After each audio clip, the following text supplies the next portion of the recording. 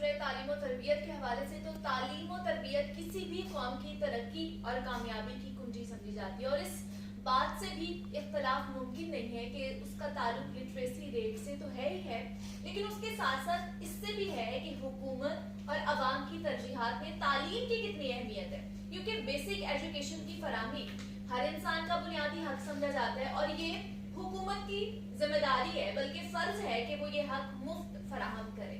पाकिस्तान में राइज निज़ाम तालीम की हालत किसी से ढकी चुकी नहीं है, हम सब जानते हैं उसकी क्या हालत है। आज़ादी के 75 साल बाद भी लिटरेसी रेट 60% से नहीं बढ़ सका है आज तक, जबकि खत्ते के दीगर ममालिक में अगर देखें ना तो लिटरेसी रेट 98% तक पहुंच चुका है। पाकिस्तान में नाखवानदगी इससे कहीं ज्यादा खौफनाक है जितनी बताई जाती है। बच्चों की एक बहुत बड़ी तादाद है जो स्कूल में दाखिला नहीं लेती है, स्कूल से बाहर है, और उससे ज्यादा तादाद उन बच्चों की है जो अपना तालीमी सिलसिला जारी नहीं रख सकते हैं, यानी कि स्कूल या कॉलेज या अपना तालीमी सिलसिला अधूरा ही छोड़ देते हैं, बीच में छोड़ के चले जाते हैं। और आज पाकिस्तान समेत दुनिया भर में वर्ल्ड लिटरेसी डे मनाया जा रहा है, जिसका मकसद है दुनिया भर में लिटरेसी रेट को बढ़ाने की अहमियत पर जोर देना। तो पाकिस्तान में इस हवाले से क्या क्या इकदाम किए जा रहे हैं, इस पर आज हम बात करेंगे। हमारे साथ इस वक्त मौजूद हैं प्रोफेसर डॉक्टर अब्दुल कयूम चौधरी साहब हैं, चेयरमैन है डिपार्टमेंट ऑफ एलिमेंट्री एजुकेशन के और डायरेक्टर है career counselling and placement centre और पंजाब यूनिवर्सिटी से इनका ताल्लुक है। डॉक्टर साहब आपको वेलकम कहती हूँ। Thank you very much. अल्हम्दुलिल्लाह, आप सुनाएं, आप ठीक हैं? मैं बिल्कुल ठीक ठाक। डॉक्टर साहब, लिटरेसी रेट आप देखते हैं 75 साल बाद भी हमारा 60% से ऊपर नहीं गया है, क्या वजह आपको सबसे ज्यादा लगती है कि हम लोग अभी तक वहीं पे फंसे हुए हैं? Thank you very much. पहले तो मैं मुबारकबाद पेश करता हूँ कि आपके चैनल को कि आपने इस अहम मौजू के ऊपर प्रोग्राम किया और लोगों के अंदर अवेयरनेस क्रिएट करने की कोशिश की। जो आपका सवाल है कि अब तक क्यों नहीं हुआ, तो उसका अगर वन लाइन में जवाब दिया जाए तो हमारी प्रायोरिटी शायद एजुकेशन नहीं रही, और उसका एक बहुत बड़ा इंडिकेटर ये है कि हमारे जितने भी हमारे एजुकेशन प्लान्स हैं, पॉलिसीज हैं, और उसके अंदर जो आप जीडीपी का पोर्शन जो एलोकेट करते हैं फॉर एजुकेशन, वो 2.5-2.6 से ऊपर नहीं गया। अच्छा। जबकि जो बेंचमार्क है वो मिनिमम 4% ऑफ जीडीपी है। तो जब आप वो कहते हैं money makes a plan, where there is no money there is no plan, तो आपकी ये एक बहुत बड़ा इंडिकेटर है कि जितनी भी हुकूमतें आई तो उनकी का ये प्रायोरिटी एरिया नहीं रही। उन्होंने अपनी अपनी तो कोशिश की, अच्छा, एफर्ट की इनको बेहतर करने की लिटरेसी को, लेकिन चूंकि उन्होंने उसके लिए मनी एलोकेट नहीं किया प्रॉपर, और इससे हमें अंदाजा होता है कि ये उनका प्रायोरिटी एरिया नहीं रहा। अच्छा, दूसरी बात है जिसकी तरफ आपने इशारा किया कि हमारे यहाँ जो स्कूलों की हालत, तो आप बेशुमार प्रोग्राम कर चुके हैं, आपको पता ही है कैसी है, और हमारे यहाँ एनरोलमेंट रेट जो है ये पाकिस्तान चंद ममालिक में होगा जहाँ पर एनरोलमेंट रेट इतनी कम है। और इससे भी जो खौफनाक बात है कि हमारे ऑलमोस्ट जो 6 मिलियन से ज़्यादा बच्चे आउट ऑफ स्कूल चिल्ड्रन है, ये एक बहुत बड़ा हमारे लिए एक चैलेंज है। अच्छा, फिर ये है कि प्राइमरी सतह तक अगर हम बच्चे को एनरोल करते हैं तो आधे से ज़्यादा बच्चे जितने हम एनरोल करते हैं, एक तो हमारी एनरोलमेंट रेट बहुत कम है, जितने हम एनरोल करते हैं उसमें से आधे प्राइमरी सतह को मुकम्मल किए बगैर छोड़ देते हैं। अच्छा, उसकी बहुत बड़ी वजह जो है, इस पे हमने इंस्टीट्यूट ऑफ एजुकेशन रिसर्च के अंदर रिसर्च भी करवाई। अच्छा। और उसकी एक बड़ी बुनियादी वजह जो है वो टीचर्स का रवैया है। अच्छा। और टीचर्स का सख्त रवैया, बाकी जो वजूहात वो अपनी जगह पर है कि लोगों के अंदर पॉवर्टी है, स्कूल के अंदर फैसिलिटीज नहीं है, लेकिन उसकी एक बड़ी बुनियादी वजह वो टीचर्स का रवैया। अच्छा, वो टीचर्स का रवैया कैसे बेहतर होगा? वो टीचर एजुकेशन से बेहतर होगा। तो हमारे यहाँ एक और अनफॉर्चुनेट बात ये है, वो इस तरह भी बेहतर होगा कि टीचर्स को अगर उनके बुनियादी हुकूक दिए जाएंगे, उन्हें जो उनकी सहूलियात हैं वो पूरी की जाएगी, तो फिर भी मेरे ख्याल से होगा। मेरा ख्याल ये है कि सहूलियात का हम रोना ज्यादा रोते हैं। अच्छा। लेकिन हमारे यहाँ देखिए, हुकूमतों ने अभी तक हम ये नहीं तय कर पाए कि जो टीचर एजुकेशन की जो ड्यूरेशन है वो कितनी होनी चाहिए। वो 4 साल होनी चाहिए, वो 2 साल होनी चाहिए, वो 1 साल होनी चाहिए या नहीं होनी चाहिए। अभी तक हम फैसला नहीं कर सकते। अभी हमारे यहाँ पैरेलल सिस्टम्स चल रहे हैं। 4 इयर्स का भी चल रहा है जिसको हम ऑनर्स प्रोग्राम कहते हैं, वो भी रिसेंटली स्टार्ट हुआ है। 2 इयर्स का भी प्रोग्राम जिसको हम एमए एजुकेशन या एमएड कहते हैं, 1+1 का। तो ये अभी तक हम एक स्टैंडर्डाइज टीचर एजुकेशन का सिस्टम नहीं इंट्रोड्यूस करवा सके 75 सालों के अंदर।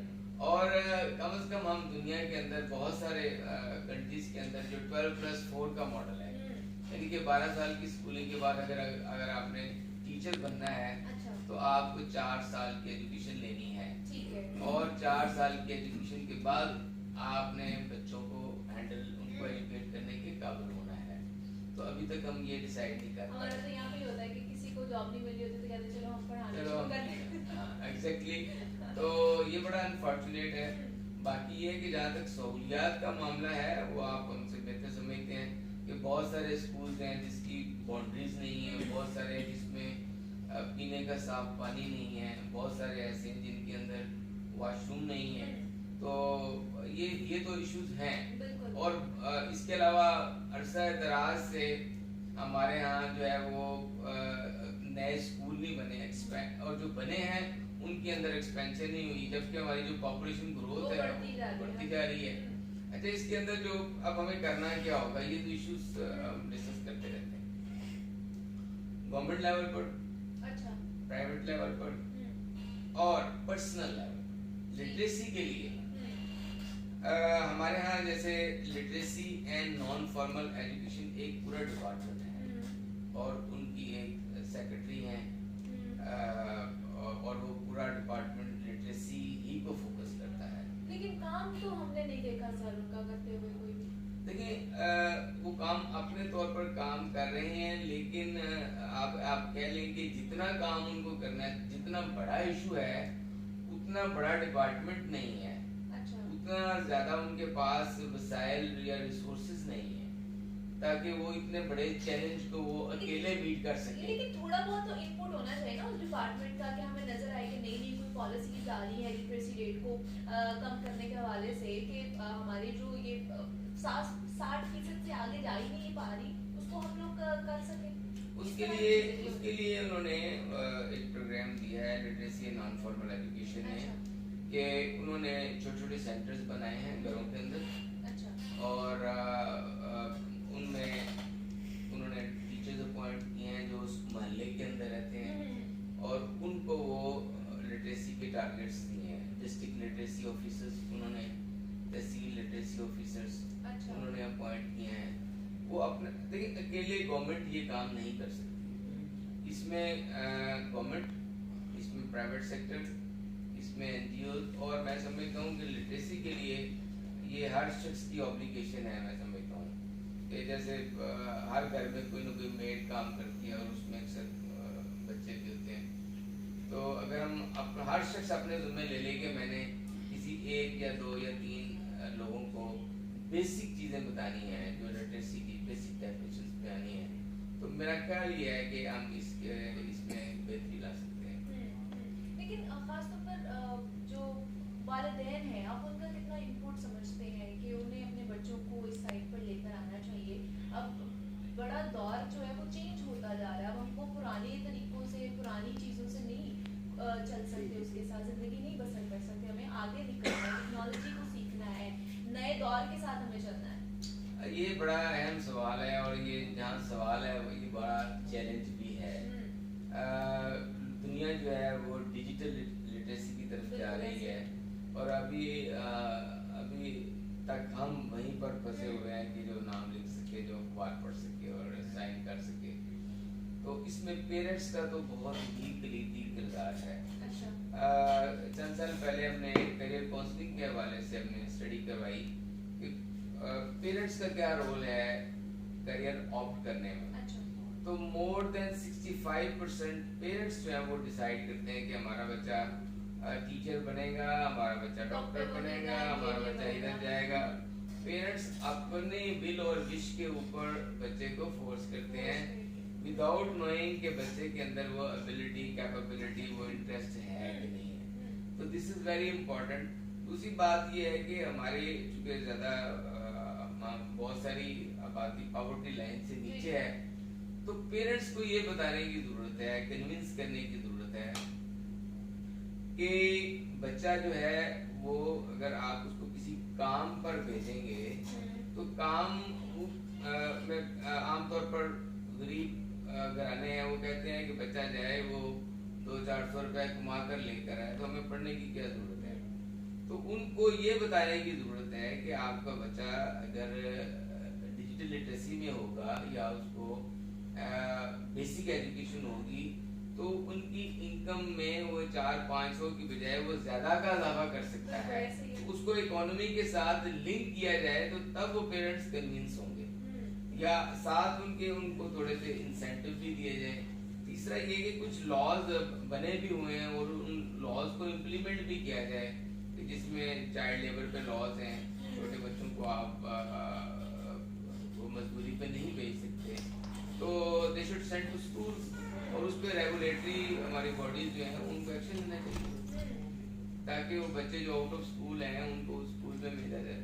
लेकिन फिर वो पेरेंट्स का जवाब भी तो सही है ना सर, कि गुर्बत इतनी है, हम बच्चों की फीसेस अफोर्ड नहीं कर सकते, बाकी एक्सपेंसेस अफोर्ड नहीं कर सकते, तो फिर किस तरह हम स्कूल भेजेंगे? देखिए, स्कूल एजुकेशन आज जैसे पता है कि गवर्नमेंट लेवल पर तो फ्री है, तो उसके लिए तो इतना पैसे की जरूरत नहीं है। उसके लिए ये है कि हम गवर्नमेंट सेक्टर को एम्पावर करें, उन स्कूलों को इतना अच्छा करें ताकि पेरेंट्स के लिए वो अट्रैक्टिव हो। और पूरी दुनिया के अंदर जिस तरह आपके एंटरटेनमेंट के चैनल्स हैं, न्यूज़ के चैनल हैं, इस तरह एजुकेशन के चैनल्स को स्टार्ट करने की जरूरत है, जहाँ पर सिर्फ एजुकेशन के प्रोग्राम्स और थ्रू आउट वो चलते रहें, और उसमें पेरेंट्स को बुलाया जाए, पेरेंट्स के कंसर्न को सुना जाए और उनको एड्रेस किया जाए। लेकिन जैसे हमने पिछले कोरोना में देखा कि बहुत सारे बच्चे तब भी स्कूल छोड़ कर गए हैं, बहुत से स्कूल्स भी बंद हुए कोरोना के दौरान, और आधी तादाद तो मेरे ख्याल से स्कूल छोड़ के चली गई थी, बच्चों की फीसेस नहीं दे पा रहे थे और बाकी सारी एक्सपेंसेस। तो उन बच्चों में जो 6 मिलियन हम अभी ऑलरेडी बात कर रहे हैं, उनमें इजाफा ही होता जाएगा आने वाले दिनों में, इन फ्यूचर। तो उसको किस तरह कैटर किया जा सकता है, कम से कम किस तरह मीट किया जा सकता है?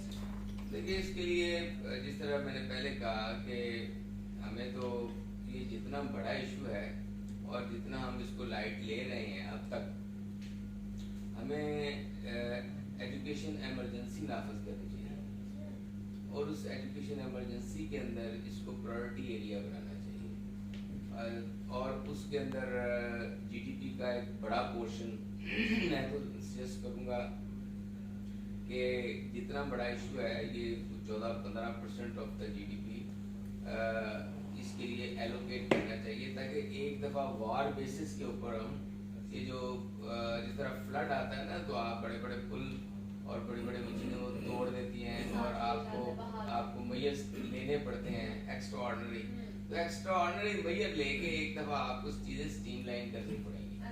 तो जब तक अगर हम वो नहीं करते हैं, हम कॉस्मेटिक चेंजेस से ये मसला हल नहीं होगा, 75 सालों में नहीं हुआ, आइंदा भी नहीं होगा।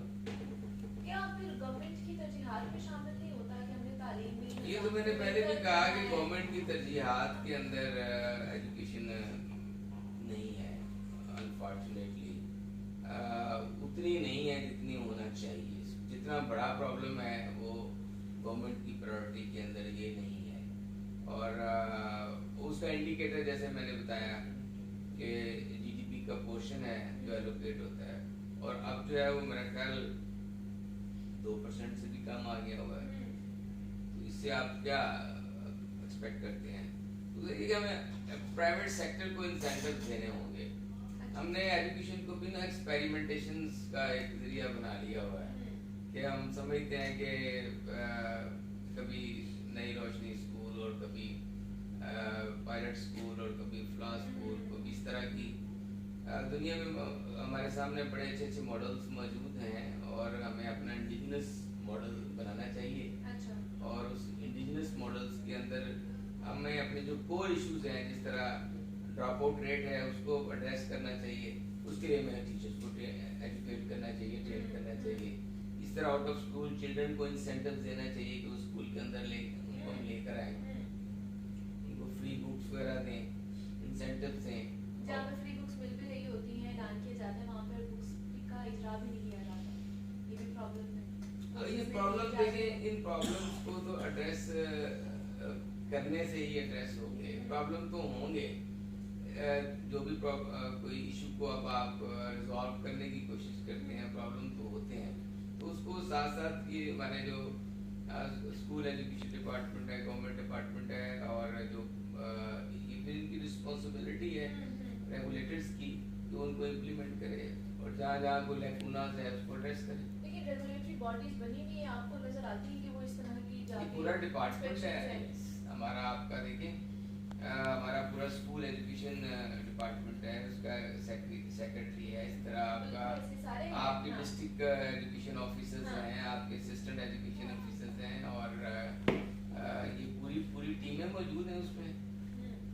लेकिन सर टीमें मौजूद हैं, पूरा महकमा है, लेकिन अगर वो काम ही नहीं करेगा उस तरह जिस तरह हमें करना चाहिए, इकदाम उठाने की जरूरत है, तो हम उसका क्या फायदा फिर हमें? क्योंकि एक तरफ हम देखते हैं कि जो बच्चे पढ़े लिखे हैं वो ब्रेन ड्रेन हो रहा है पाकिस्तान से, लोग बाहर जा रहे हैं क्योंकि यहाँ से उन्हें फैसिलिटीज नहीं दी जा रही, दूसरी तरफ बच्चे जो है वो स्कूल छोड़ रहे हैं, दूसरी साइड्स पे जा रहे हैं, तो पीछे बड़ी थोड़ी तादाद रह जाती है जिनको हम पिकअप कर सकते हैं, और वो फिर आटे में नमक के बराबर है, वो फिर तरक्की की राह पर हम गामजन नहीं हो सकते। इस तरह जितनी तेजी से पॉपुलेशन बढ़ रही है वो बहुत बड़ी तादाद है। आप देखिए 6 बिलियन से ज़्यादा आउट ऑफ स्कूल चिल्ड्रन है, और हमें शायद अंदाज़ा नहीं है कि हमारे पास अगर इसका दूसरा रुख देखा जाए और कि डिजिटल लिटरेसी की तरफ इनको हम अगर लेकर आए, तो ये हमारे पास इतना बड़ा ह्यूमन रिसोर्स है जिससे हम अपनी इकोनॉमी को भी बहुत बेहतर कर सकते हैं। आज जैसे हमारा फ्रीलांसिंग से 1 से 1.5 बिलियन हम अर्न करते अब तक कर रहे हैं, जबकि इंडिया जो है विज़ हमारे यहाँ वो 50 बिलियन से ज़्यादा $50 बिलियन से ज़्यादा वो अर्न कर रहा है इसमें। तो इसके अंदर बहुत बड़ी कैपेसिटी है। अब एक बच्चे के अंदर कोई भी स्किल है, उसको आप उसके स्किल को इतना उसको छोटा सा शॉर्ट कोर्स करके सिखा दें कि वो अब इंटरनेशनल मार्केट में अपने स्किल सेट को कैसे सेल कर सकता है, तो हमें उसकी तरफ लाने की भी जरूरत है। उसके साथ स्किल बेस्ड और वो हमें जो इलिटरेट बच्चे हैं उनको स्कूल में लाने के लिए, जिस तरह मैंने कहा, हमें पेरेंट्स को भी कन्विंस करना होगा, और उसके लिए मीडिया बहुत अहम रोल प्ले कर सकता है। और उसके लिए जिस तरह मैंने कहा हमें उनको इंसेंटिव्स भी देने होंगे, और एजुकेशन चैनल्स जो है खोलने होंगे, और जो एग्जिस्टिंग चैनल्स हैं उसके ऊपर ज़्यादा से ज़्यादा एजुकेशन प्रोग्राम्स, ताकि प्राइम टाइम के अंदर, ताकि वो पेरेंट्स को देख भी सकें। नहीं सर, मेरे ख्याल से मीडिया तो अपना जो किरदार है वो अदा कर रहा होता है, हम लोग भी अपने तौर पर जितना लोगों तक आगाही पहुंचा सकते हैं कि तालीम कितनी एक ज़रूरी चीज़ है हमारे लिए, कि हम लोगों ने अगर तालीम याफ्ता होंगे तभी हमारा पाकिस्तान, हम लोग तरक्की कर पाएंगे, वरना हम लोग पीछे ही रह जाएंगे। जैसे ऑलरेडी हम बहुत से ममालिक से पीछे, दुनिया से पीछे हैं हम लोग, तो ये आगे और 75 साल फिर हम इसी तरह खड़े रहेंगे जहाँ पर हम हैं। नहीं, हमें इतना ज़्यादा पैसिमिस्ट नहीं होना चाहिए। मेरा ख्याल ये है कि ये गुज़श्ता चंद सालों के अंदर जिस तरह आपने देखा कि डिजिटाइजेशन हुई और दुनिया के अंदर जितनी स्पिनिंग हुई और अवेयरनेस आई, तो उसमें हमें मेजर्स लेने की ज़रूरत है। गवर्नमेंट लेवल पर, प्राइवेट सेक्टर पर NGOs अपना रोल प्ले करें, और पेरेंट्स अपना रोल प्ले करें, और एज ए मीडिया अपना रोल, जितने भी स्टेक होल्डर्स हैं वो सारे अपना अपना रोल प्ले करें। वो सारे अपना रोल प्ले करेंगे क्योंकि सबका कॉमन इशू है, कॉमन प्रॉब्लम है, तो हमें इतना पैसिमिस्ट नहीं होना चाहिए, बल्कि ये जो प्रॉब्लम है इसको हमें अपॉर्चुनिटी में कन्वर्ट करना चाहिए। ठीक, लेकिन वो अपॉर्चुनिटीज हम लोग, हमारी हुकूमत देगी तभी मुमकिन हो पाएगी। ऑब्वियसली इसमें हुकूमत का बुनियादी किरदार है बिल्कुल ऐसे ही। और हुकूमत के साथ और मिलके हम लोगों का भी इंडिविजुअली भी हमें बहुत सारे इकदाम उठाने की जरूरत है उनके साथ मिलके। प्रोफेसर डॉक्टर अब्दुल कयूम चौधरी साहब हमारे साथ मौजूद है। डॉक्टर बहुत शुक्रिया आपके वक्त कि आप यहाँ पर आए और नेशनल यूनिवर्सिटी डे मनाया जाता है। इस हवाले से हमने बात की है कि शहर ख्वानदगी जो है वो इतनी ज़्यादा बढ़ती जा रही है, एक तरफ बच्चे स्कूल नहीं जाते हैं और दूसरी तरफ हम देखते हैं कि जो तालीम याफ्ता लोग हैं वो इस वक्त सड़कों पर एहतजाज कर रहे हैं, अपने मुतालिबात मनवाने की कोशिश कर रहे हैं और नाबीना अफराद का जो धरना है वो काफ़ी दिनों से जारी है। तो आइए आपको उस पर एक रिपोर्ट